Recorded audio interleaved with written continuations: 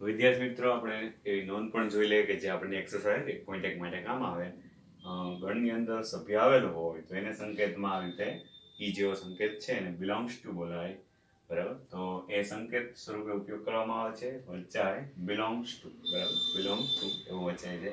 અને ગણની અંદર એક ઘટક ના આવેલો એટલે કે સભ્ય ના આવેલો હોય તો એવા પ્રકારનો સંકેત ડઝ નોટ બિલોંગ્સ ટુ એવી રીતે લખાય છે. એને વંચાય ડઝ નોટ બિલોંગ્સ ટુ. આપણે એક ઉદાહરણ લઈએ. 5 થી નાની પ્રાકૃતિક સંખ્યાઓનો સમૂહ. તો અત્યારે જે મિત્રો મેં લખેલું છે પહેલા તો એ સમૂહ ગણ દર્શાવે છે, કારણ ચોકસાઈપૂર્વક એની સંખ્યાઓ નક્કી થાય છે. સમૂહ જ્યારે નિશ્ચિતતા દર્શાવે તો એ ગણ કહેવાય. તો આ ગણને હું એ વડે દર્શાવું તો એની અંદર સભ્યો કેવી રીતે લખવા? તો કે 5 થી નાની પ્રાકૃતિક સંખ્યાઓ આપણે જાણતા હોય 1, 2, 3, 4. આપણે અગાઉ નોંધ સ્વરૂપે કીધું એમ અલ્પવિરામ લખવામાં છેલ્લામાં ઘટકમાં નથી લખવાનું. હવે આની અંદર આ સભ્યો આવેલા છે કે કેમ એના ઉદાહરણ સ્વરૂપે આપણે જોઈએ તો 2 નામનો સભ્ય ગણ એની અંદર આવેલો છે કે કેમ, 6 નામનો સભ્ય ગણ એની અંદર આવેલો છે કે કેમ, 3 નામનો સભ્ય ગણ એની અંદર આવેલો છે કે કેમ. આવો જ્યારે આપણી સામે પ્રશ્ન આવે ત્યારે આપણે આવી નિશાની મૂકવાની થાય. તો આ નિશાની તમે જાણતા જ હોય, અગાઉના સ્ટાન્ડર્ડમાં આવી ગયું છે. કદાચ કોઈ એનસીઆરટીના સિલેબસની રીતે ન આવ્યું હોય કોઈ ટચ તો આપણે અહીંયા સમજી લઈએ ફરીથી કે બિલોંગ્સ ટુ. તો અહીંયા બિલોંગ્સ ટુ આવી શકે તો કે 2 નામનો સભ્ય ગણ એનો સભ્ય છે એટલે અહીંયા લખાય બિલોંગ્સ ટુ. 6 નામનો સભ્ય ગણ એમાં નથી એટલે ડઝ નોટ બિલોંગ્સ ટુ. અને 3 નામનો સભ્ય ગણ એમાં છે તો લખી શકાય બિલોંગ્સ ટુ. એટલે આમ સરળ છે આપણા માટે આ બંને સંકેતો, પણ આપણને એનસીઆરટી ની બુકમાં 1.1 માં એક્સરસાઇઝ સ્વરૂપે આવો દાખલો આપેલો છે જે ઇઝીલી સોલ્વ કરી શકીએ.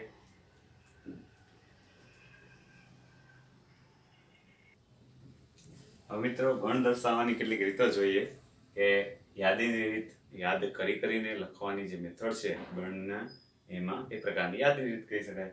ગુણધર્મ રીત એટલે આવી રીતે ગણ સ્વરૂપે આપેલું હોય છગડીયો કૌંસ, પણ અહીંયા x આ જે ઘટક છે એ આ ગુણધર્મનું પાલન કરતો હોય એટલે બાજુમાં x ને રિલેટેડ કઈ શરત, કઈ ચોક્કસ નિયમ અથવા જે કઈ ગુણધર્મ આપેલો હોય એના આધારે ઘટકો બનતા હોય. તો આ ગુણધર્મ આપેલો છે એ પ્રકારે ગણ આપેલો છે એટલે એને ગુણધર્મની રીત કહેવાય.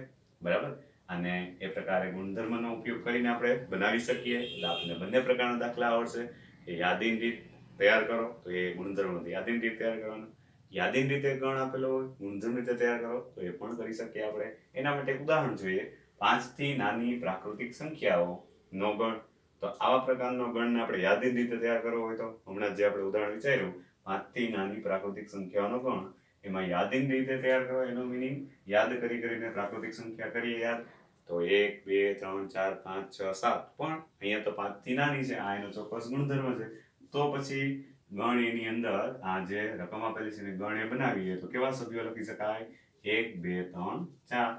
આ યાદ કરી કરીને લખતા ગયા એટલે યાદીની રીતે આ થઈ ગઈ. એવી રીતે ગુણધર્મ સ્વરૂપે આપણે આને દર્શાવવું હોય તો આ ગણને ગુણધર્મ સ્વરૂપે દર્શાવવા માટે સૌથી પહેલું તો x, અહીંયા જેમ પ્રમાણનો જે સંબંધ છે ને કે જ્યાં એવું વંચાય.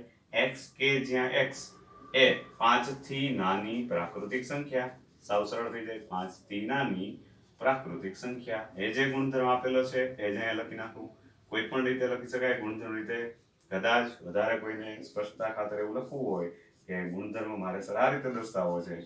x કે જ્યાં x જે છે એ 1 થી શરૂ કરી અને 4 સુધીની સંખ્યા આવે છે, પણ x શું છે તો કે x belongs to n છે. આવી રીતે પણ લખી શકાય. તો એના માટે આપણે આવા ગણના જુદા જુદા સંકેત આપણે ઉપયોગ કરેલા જ છે અગાઉના ધોરણમાં n, z, q, r. તો હવે આગળ એના વિશે સમજશું. હવે મિત્રો, આપણે વિવિધ પ્રકારના સંખ્યા ગણ સમજવા છે. જેમ હમણાં આપણે ઉપયોગ કર્યો પ્રાકૃતિક સંખ્યાનો ગણ, એ રીતે n, z, q, r આવા ઘણા બધા સંખ્યા ગણ તમે અગાઉના ધોરણમાં ઉપયોગ કરેલા છે. તો અગાઉના ધોરણના જે ઉપયોગ કરેલા નંબર, હોલ નંબર, z આ બધા તો છે જ. તો એ બધા આપણે ઇંગ્લિશ નામથી પણ પરિચિત થઈએ, કારણ કે એનો ક્યાંક ને ક્યાંક આપણે ઉલ્લેખ કરેલો હોય. ગુજરાતી નામ તો આપણને આવડે જ છે એટલે ફરી ઇંગ્લિશ નામથી પરિચિત થઈએ કે n એટલે સેટ ઓફ નેચરલ નંબર્સ. પ્રાકૃતિક સંખ્યાઓનો ગણ જે કહીએ છીએ એ સેટ ઓફ નેચરલ નંબર્સ ઉપરથી આપણે યાદ છે n સંકેત આપી દીધો છે. તો n સંકેત શું કામ આવ્યો એ પણ ખબર પડે. n ની અંદર પ્રાકૃતિક સંખ્યાઓ ક્યાંથી સ્ટાર્ટ થાય તો 1, 2, 3, 4 કરીને અનંત સુધીના સંખ્યાઓ આવે આ પ્રકારની. ઓકે, w તો whole number, set of whole number ઉપરથી એનો સંકેત w છે. તો એ પ્રકારની સંખ્યાઓ w એમાં કેવા પ્રકારની સંખ્યા હોય 0 1 2 3 અપ ટુ અનંત સુધી આ પ્રકારની સંખ્યા હોય. z સેટ ઓફ ઇન્ટીજર, તો આપણને પ્રશ્ન થાય કે z કેમ સંકેત આપ્યો? ઝેહલન એવું ગ્રીક શબ્દ ઉપરથી અહીંયા z લીધેલો છે, પણ એનો મીનિંગ ઇન્ટીજર્સ થાય. સેટ ઓફ ઇન્ટીજર્સ, પૂર્ણાંક સંખ્યાઓનો ગણ. તો પૂર્ણાંક સંખ્યાઓનો ગણમાં આપણે એવું કહી શકીએ કે પૂર્ણ 0 કહેવાય, ધન પૂર્ણાંક પણ કહેવાય અને ઋણ પૂર્ણાંક છે તો પૂર્ણ જ, તો -1 -2 એમ અનંત સુધી. તો આ પ્રકારની z ની અંદર સંખ્યા આવે. આ ખાસ ધ્યાન રાખજો મિત્રો, તો આપણે ક્યાંક ને ક્યાંક કન્સેપ્ટમાં બધું ઉપયોગી થશે. Set of rational numbers, Q meaning, તો આ પણ એવા પ્રકારે કે ભાઈ ક્યુ એવો અલગ સંકેત આપેલો છે રેશનલ નંબર્સ ઉપરથી. તો રેશનલ એટલે આપણા માટે યાદ રાખજો મિત્રો સમય સંખ્યાઓનો ગણ. ગુજરાતી નામ તો બરાબર બધાને ખબર હોય, સમય સંખ્યાઓનો ગણ. સમય સંખ્યા એટલે વળી કેવા પ્રકારની સંખ્યા? તો આપણને ખ્યાલ છે, જે વિદ્યાર્થી મિત્રોને સમય સંખ્યાનો કોન્સેપ્ટ ન ક્લિયર હોય બરાબર સમજજો કે અહીંયા સમય સંખ્યાનું અર્થઘટન હું એવું કહું, આ પણ સમય સંખ્યા છે, આ પણ સમય સંખ્યા છે, આ પણ સમય સંખ્યા છે, આ પણ સમય સંખ્યા છે, અને આવી રીતે પુનરાવર્તિત દશાંશ સ્વરૂપે લખતા એ પણ સમય સંખ્યા છે. ને નથી સમય સંખ્યા કેવી? તો કે આ સમય સંખ્યા નથી. આ તો વાત થઈ ઉદાહરણની. શું કામ આવું થાય છે? તો એના માટે આપણે એવું કન્સેપ્ટ સમજીએ કે આ રીતે જે મેં બધા ઉદાહરણ આપ્યા એનું કારણ એ છે કે સમય સંખ્યાનો ગુણધર્મ જો બરાબર સમજી લઈએ તો કોને સમય સંખ્યા કહેવાય એ આપણને બરાબર સમજાય છે. તો એના માટેનો ગુણધર્મ, સમય સંખ્યાનો ગુણધર્મ કેવો છે? ક્યુ નામનો સમય સંખ્યા ગણ. એમાં કેવા પ્રકારની સંખ્યા હોય? તો કે એવી તમામ સંખ્યા કે જે p/q સ્વરૂપે દર્શાવી શકાય, અંશ છેદ સ્વરૂપે લખી શકાય એવી તમામ સંખ્યાઓ કે જ્યાં p belongs to z અને q belongs to n હોય. આ બરાબર સમજાય? belongs to ના સંકેત આપણે ઉપયોગ કરેલા છે એટલે આનું અર્થઘટન સમજાશે. p belongs to z એટલે આમાંથી કોઈ પણ સંખ્યા ઉપાડો z માંથી, અને q એટલે પ્રાકૃતિક સંખ્યા ઉપાડો તો એના અંશછેદ સ્વરૂપે લખી શકાય, એટલે કે આ પ્રકારે લખી શકાય તમામ સંખ્યાને સમય સંખ્યા કેવી. તો પહેલું જ વાક્ય, પહેલો જ પ્રશ્ન ઘણા વિદ્યાર્થી મિત્રોને થાય, 3 કેવી સંખ્યા? તો કે 3 ના છેદમાં 1 લખી શકાય. એટલે સમય સંખ્યા તો છે જ, z છે n છે, હોલ નંબરમાં છે, પણ આને સમય સંખ્યા પણ કહી શકો. 2/3 પણ સમય સંખ્યા છે, -2/3 પણ સમય સંખ્યા છે. તો હવે વિદ્યાર્થી મિત્રોને બરાબર સમજાય. 0.9 ને લખી શકાય 9/10, તો આ પણ સમય સંખ્યા છે. 0.9 પુનરાવર્તિત દશાંશ સ્વરૂપે આપણે સમજી ગયા છીએ 0.999999. તો ઘણા વિદ્યાર્થી મિત્રોને આ ખબર નથી હોતી કે આ સમય સંખ્યા કેવી. તો ખરેખર આ સમય સંખ્યા છે. આપણે અગાઉના ધોરણમાં ભણી ગયા છીએ. જે ડિજિટ રિપીટ થતો હોય આપણા માટે, તો કે અહીંયા 999 રિપીટ થાય છે, તો એ પ્રકારે 1/9 તમે એવા નવડા મૂકી દો. 1/9 કરવાથી આપણને આ પ્રકારે રિપીટેશન મળશે. એટલે આપણે એવું કહી શકીએ કે 0.333, અથવા તો ઉદાહરણ તરીકે એવું કહીએ કે આનું બીજું ઉદાહરણ સ્વરૂપે 0.333 એવું લઈ શકીએ. તો પુનરાવર્તિત દશાંશ સ્વરૂપે 33333 કેમ આવે? તો આ પણ સમય સંખ્યા છે. કેમ? તો કે કયો ડિજિટ રિપીટ થાય છે? 3, અને એને કોના વડે ભાગવાના? ડિજિટ 9 વડે, એટલે કેટલા આવી જશે? 1/3. તો આ પણ સમય સંખ્યા સ્વરૂપે લખી શકાય. તો આ સમય સંખ્યાનો મીનિંગ આપણા માટે બરાબર ક્લિયર થઈ ગયો કે જેને અંશછેદ સ્વરૂપે લખી શકાય એ તમામ સમય સંખ્યા છે. જે સંખ્યાને અંશછેદ સ્વરૂપે નથી લખી શકાતી, જેમ કે √2, તો તમે એનું અંદાજિત મૂલ્ય વિચારશો તો 1.41 સમથિંગ આંકડાઓ બદલાતા રહેશે. એવા બદલાતા રહેશે જેને કોઈ રીતે તમે p/q સ્વરૂપ લખી શકતા નથી. એટલે આપણે એવું કહેતા કે આપેલ સંખ્યા સમય નથી. સમય નથી એનો અર્થઘટન શું થઈ ગયું આપણા માટે? અસમય સંખ્યા છે. જે √2 હોય, √3 હોય કે પાય હોય. પાય પણ ઘણા વિદ્યાર્થી મિત્રો ભૂલી જાય છે. બેઝિક કન્સેપ્ટ છે.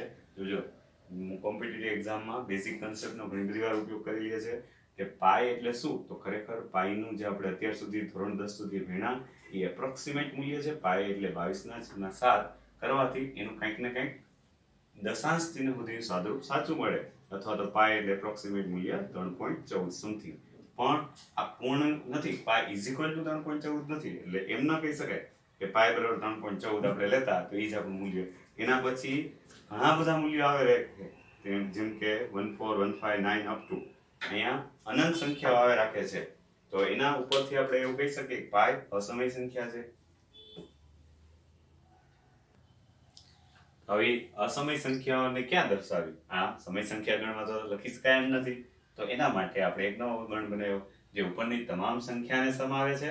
n, w, z, q ની તમામ સંખ્યાને સમાવે છે. ઉપરાંત અસમય સંખ્યાઓ પણ આવી જાય એવા પ્રકારનો ગણ જેને આપણે વાસ્તવિક સંખ્યાઓનો ગણ કહીએ છીએ. ઇંગ્લિશમાં એને સેટ ઓફ રિયલ નંબર્સ ઉપરથી આર આપણો એનો સંકેત આવી ગયો.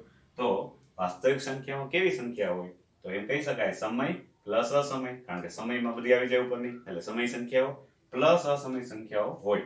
એટલે બેઝિક કન્સેપ્ટ આપણો ક્લિયર હોવો જોઈએ કે ભાઈ અસમય સંખ્યા છે તો ઘણા વિદ્યાર્થી મિત્રો એવો પ્રશ્ન કરે કે સર 22/7 તો એ સમય નો થઈ જાય. ખરેખર આ ઇઝ ઇક્વલ ટુ છે જ નહીં મૂલ્ય, એપ્રોક્સિમેટ મૂલ્ય લીધેલું છે કારણ કે ગણતરી સરળ પડે, સમજૂતી આગળ વધારી શકે એટલા માટે.